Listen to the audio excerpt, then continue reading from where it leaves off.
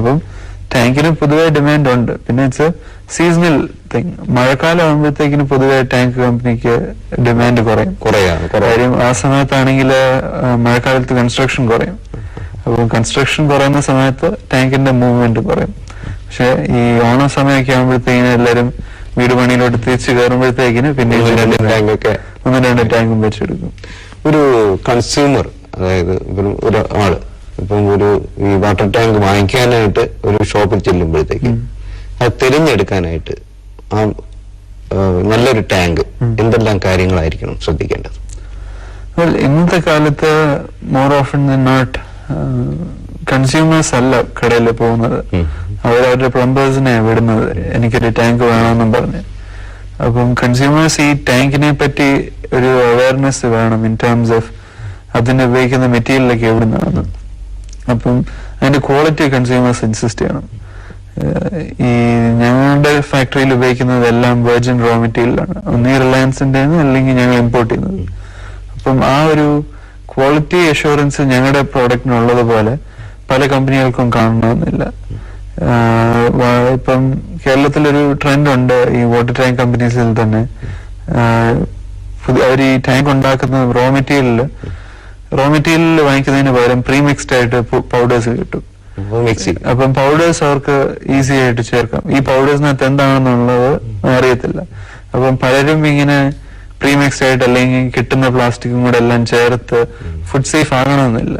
Low quality material ആ ടാങ്കും ആ കടയിൽ കാണും. അപ്പം കസ്റ്റമേഴ്സ് പ്ലംബേഴ്സിനെ വിടുന്നതിന് മാത്രമല്ല, കസ്റ്റമേഴ്സ് ചോദിക്കണം ഈ ടാങ്ക് എവിടുന്നുണ്ട് എന്ന് വെച്ചാൽ എന്തോ മെറ്റീരിയൽ ഇട്ടാണ് ഉണ്ടാക്കിയേക്കുന്നത്.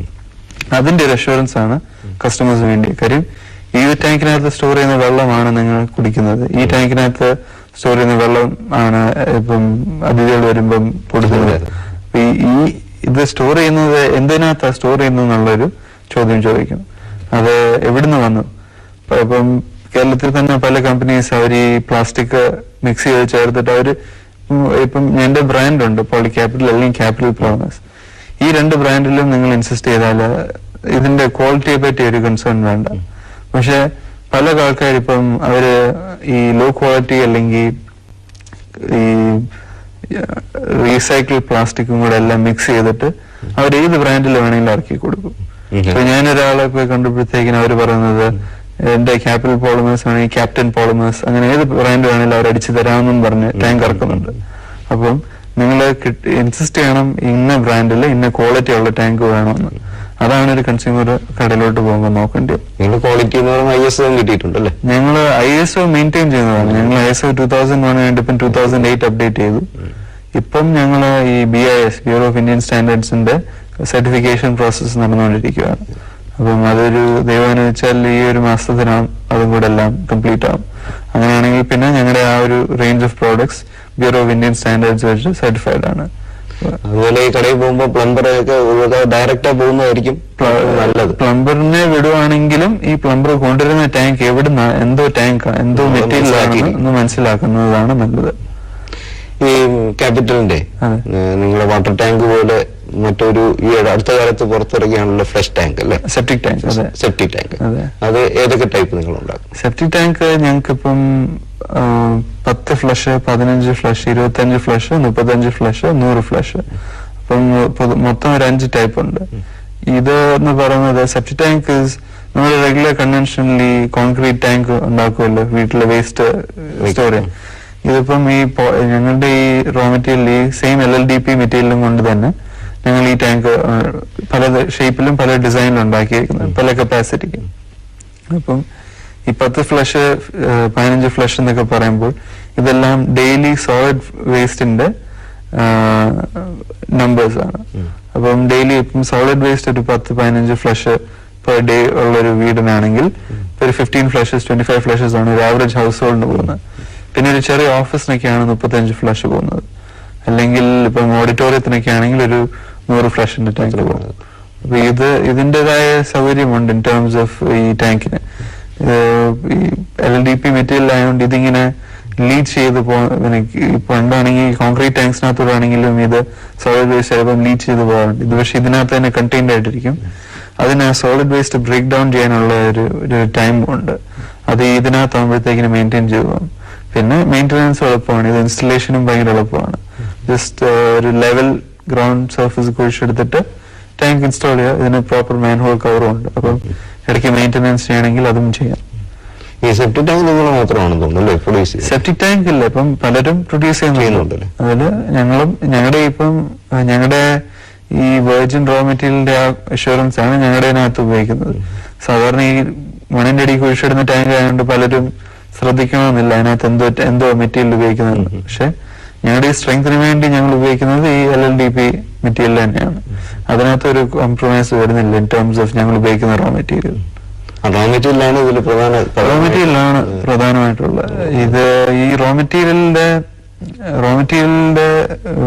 ക്വാളിറ്റിയാണ് ഒരു ടാങ്കിന്റെ സ്ട്രെങ്തും അല്ലെങ്കിൽ ഒരു ടാങ്കിന്റെ സേഫ്റ്റിയും ഇത് ചെയ്യുന്നത്. അതുകൊണ്ട് ഞങ്ങളിപ്പം ഞങ്ങളുടെ ഫാക്ടറിയിലാണെങ്കിൽ എല്ലാം വെർജിൻ റോ മെറ്റീരിയൽ ഉപയോഗിക്കാറുള്ളൂ. അല്ലാത്ത വേറെ ടൈപ്പ് പ്ലാസ്റ്റിക് ഒന്നും ഞങ്ങളുടെ ഫാക്ടറിയിൽ വരുന്നില്ല. ഞങ്ങളുടെ ഫാക്ടറിയിൽ ഇപ്പം റോ മെറ്റീരിയൽ തൊട്ട് പ്രോസസ്സിംഗ് തൊട്ട് ഫിനിഷ് പ്രോഡക്റ്റ് വരെ എല്ലാം ഞങ്ങളുടെ ഇവിടെ തന്നെയാണ്. അപ്പം ഞങ്ങളുടെ ടാങ്ക് ഇറങ്ങി വരുമ്പോഴത്തേക്കിന് കസ്റ്റമറിന് അറിയാൻ പറ്റും ഇവരുടെ ഫാക്ടറിയിൽ നിന്ന് ഇറങ്ങിയ ടാങ്ക് ആയതുകൊണ്ട് ഇവരുടെ സകല പ്രോസസ്സിങ്ങും ഇവർ തന്നെയാണ് ചെയ്തേക്കുന്നത്. വെളിയിൽ നിന്ന് ഞങ്ങൾ വേറെ ഇടയ്ക്ക് ഇൻഗ്രീഡിയൻസ് ഒന്നും വാങ്ങിക്കാറില്ല. മിക്സ് ചെയ്യുന്ന മാസ്റ്റർ ബാച്ചും എല്ലാം ഞങ്ങൾ തന്നെ വാങ്ങിച്ച് ഞങ്ങൾ തന്നെ മിക്സ് ചെയ്ത് ഞങ്ങൾ തന്നെ പൊടിപ്പിച്ചാണ് ടാങ്ക് ഉണ്ടാക്കുന്നത്. ഇതിൽ വാട്ടർ ടാങ്ക് പോലെ നിങ്ങളെ ടാങ്ക് മറ്റേ ഫുഡ് ഗ്രെയിൻസ് വയ്ക്കാനും മറ്റും ഉപയോഗിക്കുന്നുണ്ടല്ലേ? പലരും ആ ആപ്ലിക്കേഷൻ കാര്യം ഈ റോ മെറ്റീരിയൽ ഈ ഗ്രേഡ് ആയതുകൊണ്ട് ഇതിനകത്ത് ഫുഡ് സ്റ്റോർ ചെയ്യാൻ സേഫ് ആണെന്നാണ്. അപ്പം പലരും ചില ആപ്ലിക്കേഷൻ ഇപ്പം ഈ ചെറിയ 500 അല്ലെങ്കിൽ 300 ലിറ്ററിന്റെ ടാങ്ക് ഒക്കെ വാങ്ങിച്ചിട്ട് അതിനകത്തോട്ട് അരി അങ്ങനത്തെ സംഭവങ്ങളൊക്കെ സ്റ്റോർ ചെയ്ത് വെക്കാറുണ്ട്. അത് പക്ഷേ ഇൻഡിവിജ്വൽ ആപ്ലിക്കേഷൻ അനുസരിച്ചിരിക്കും. അവരവരുടെ യൂസിന് ഏതാണ് അപ്രോപ്രിയേറ്റ് ആയിട്ട് ഉള്ളതെന്ന് വെച്ചാൽ അവരത് യൂസ് ചെയ്യും. പൊതുവെ പിന്നെ പുറത്തായിരുന്നല്ലോ അല്ലെ ഇവിടെ വന്നതിന് ശേഷം നമ്മുടെ ഇൻഡസ്ട്രിയൽ ക്ലൈമറ്റ് കേരളത്തില് എങ്ങനെയുണ്ട്? നമുക്ക് ഇത്തരം നല്ല വ്യവസായങ്ങൾ നടത്താനുള്ള ക്ലൈമറ്റ് നല്ല ഇതാണോ? ഞാൻ പഠിച്ചതൊക്കെ US-ലായിരുന്നു. അപ്പം ഞാൻ പഠിച്ചത് ഞാൻ മെറ്റീരിയൽസ് എഞ്ചിനീയറിംഗ് ആണ് പഠിച്ചത്. എന്ന് വെച്ചാല് ഒരു ഡിഫറെന്റ് മെറ്റീരിയലിന്റെ പ്രോസസ്സിംഗ് പ്രോപ്പർട്ടീസിനെ പറ്റി. അപ്പം എന്റെ ഫാദർ ഈ കമ്പനി വാങ്ങിക്കാൻ തീരുമാനിച്ച സമയത്ത് എനിക്കൊരു വെസ്റ്റഡ് ഇൻട്രസ്റ്റ് ഉണ്ടായിരുന്നു ഇതെങ്ങനെയാണെന്നും.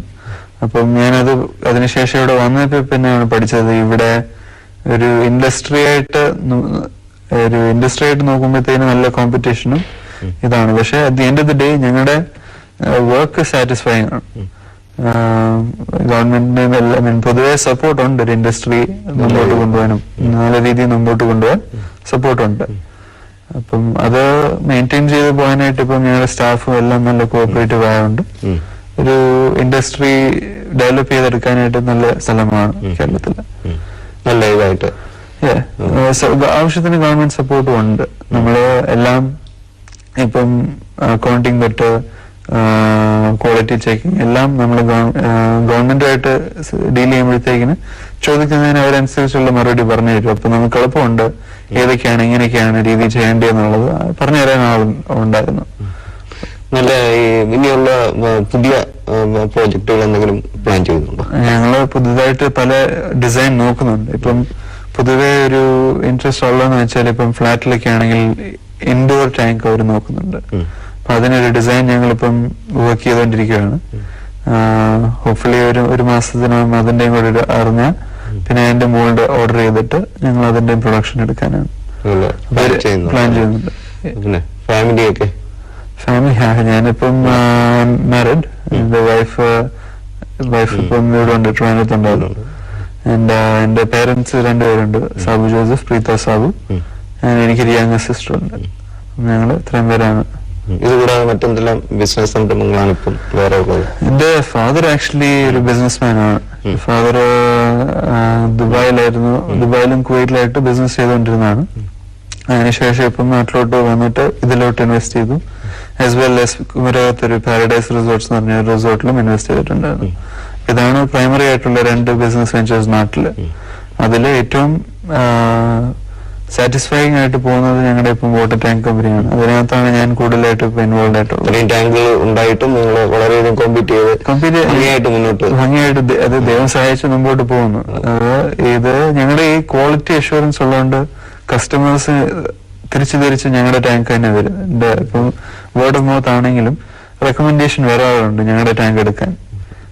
ഞാൻ തന്നെ കേരളത്തിലായിരുന്നപ്പം കഴിഞ്ഞ വർഷം ഞാൻ ഉള്ള ലോക്കൽ കടകൾ, ഞാൻ ഡീൽ ചെയ്യുന്ന കടകളുമായിട്ടൊന്ന് വിസിറ്റ് ചെയ്തിരുന്നു.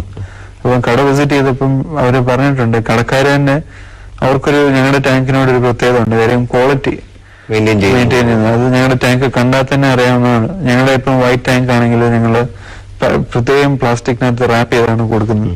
അപ്പൊ അവിടെ എത്തുമ്പോൾ ചെളിയൊന്നും ഇല്ലാതെ നല്ല ക്ലീൻ ആയിട്ട് തന്നെ, അപ്പം പ്രത്യേകിച്ച് പ്ലാസ്റ്റിക്കിനകത്ത് കേട്ട് പാക്ക് ചെയ്താണ് ഞങ്ങളുടെ ടാങ്ക് കൊടുത്തു വിടുന്നത്. അപ്പം പൊതുവെ കടക്കാർ തന്നെ സംസാരിക്കുമ്പോഴത്തേക്കിനും പറയുന്നത് അവർക്ക് ഞങ്ങളുടെ ടാങ്കിനോടൊരു പ്രത്യേക താല്പര്യമുണ്ട്, ബിക്കോസ് ഓഫ് ദി ക്വാളിറ്റി. ആ ക്വാളിറ്റി കണ്ടും കേട്ടുമാണ് ആൾക്കാർ പിന്നെയും ഈ ബ്രാൻഡിനോടൊരു താല്പര്യം. വേറെ പിന്നെ എന്തെങ്കിലും സ്പോൺസർ പദ്ധതികളോ അങ്ങനെ വല്ലതും ഉണ്ടോ?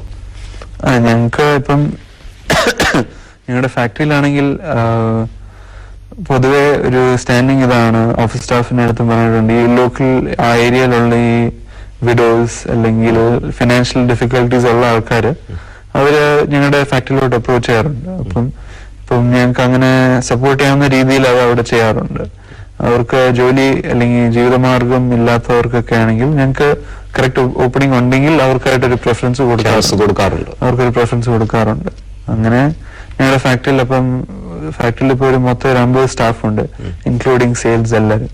അപ്പം അതിലും പലർക്കും പല സാഹചര്യങ്ങളാണ് ജീവിതത്തിൽ. പക്ഷെ എല്ലാവർക്കും ഞങ്ങൾക്ക് കമ്പനിയായിട്ട് സപ്പോർട്ട് ചെയ്യാൻ, ഞങ്ങൾ ഒരു ഫാമിലി ആയിട്ടാണ് എല്ലാവരെയും കാണുന്നത്. അപ്പം കമ്പനിയായിട്ട് സപ്പോർട്ട് ചെയ്യാവുന്ന ഏത് രീതിയിലും അങ്ങനെ ചെയ്യാറുണ്ട്.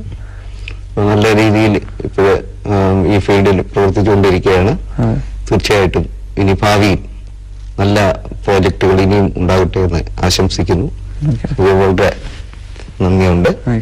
തീർച്ചയായിട്ടും ഓരോ ഉൽപ്പന്നവും പ്രശസ്ത ബ്രാൻഡുകളായി അറിയുമ്പോൾ അതിലൂടെ ഉടലെടുക്കുന്നത് ഉപഭോക്താക്കൾ ഉൽപ്പന്നങ്ങളിൽ അർപ്പിക്കുന്ന വിശ്വാസമാണ്.